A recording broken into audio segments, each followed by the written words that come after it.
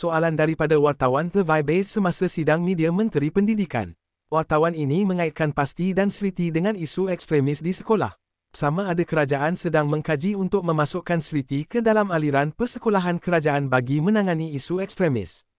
Pertamanya, mengaitkan Pasti dan Sriti dengan ekstremisme adalah satu naratif yang sangat jahat.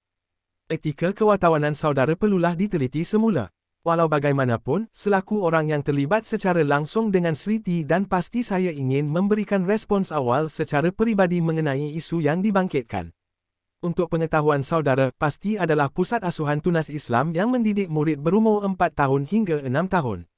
Di Pasti anak-anak ini diasuh dengan cara hidup Islam dan nilai-nilai murni, adab dan akhlak sebagai seorang insan. Sejajar dengan apa yang dihasratkan oleh kementerian. Belajar membaca, mengira dan mengaji.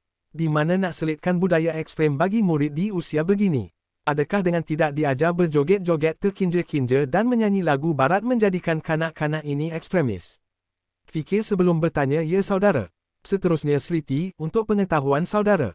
Sriti ini mendidik murid darjah 1 hingga 6. Sejak dari penubuhan lagi, Sriti telah pun wartakan kepada setiap cawangan untuk berdaftar dengan pejabat pendidikan Islam daerah atau negeri masing-masing. Malah banyak Sriti yang telah berdaftar dengan Kementerian Pendidikan Malaysia. Bukan mudah-mudah nak berdaftar dengan PPID ni saudara. Berpuluh ribu modal keluar nak melepasi garis panduan yang ditetapkan agensi-agensi berkenaan seperti bomba, polis, pejabat kesihatan, majlis daerah, SSM dan lain-lain lagi. Ketat saudara nak pastikan tiada ideologi aneh-aneh yang diajarkan di Sriti. Bukan boleh main-main dengan majlis agama. Ya satu lagi saudara, Sriti ini menjalankan silibus KPM. Jika KPM ada UPSR, Sriti juga akan ada UPSR. Selain itu silibus JAKIM dan Jabatan Agama Negeri pun ada di Sriti. Ini pendidikan sekolah rendah agama saudara, tiada pun pendidikan ekstremis.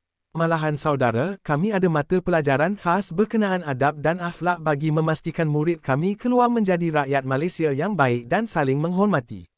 Maafkan saya, namun saudara patut soalkan ekstremisme dalam kalangan murid yang tidak diajarkan silibus KPM dan Jabatan Agama. Yang ada silibus lain yang tidak selari dengan kerajaan seperti Dong Zong UEC. Penguasaan bahasa kebangsaan muridnya macam mana?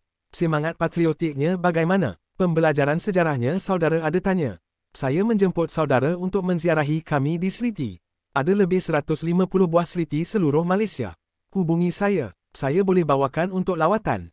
Saya percaya saudara akan setuju dan jatuh cinta. Kredit etika ini, Harakah Daily.